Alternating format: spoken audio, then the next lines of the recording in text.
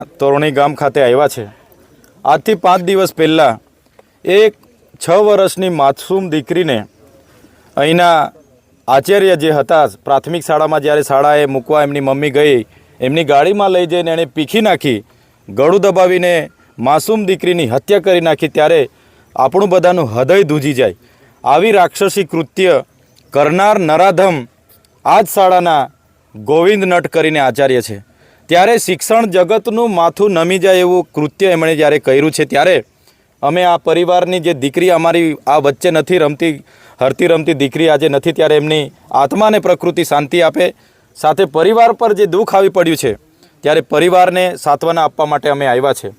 પણ તમે છેલ્લા 5 દિવસ અઠવાડિયામાં જોશો, ગુજરાતમાં એ દાહોદનું તોરણીની ઘટના હોય, રાજકોટની આટકોઈની ઘટના હોય, બોટાદની ઘટના હોય કે પાટણની ઘટના હોય, છતાં સરકાર આમાં ગંભીર નથી। એ અમારા માટે ખૂબ જ ગંભીરની બાબત છે।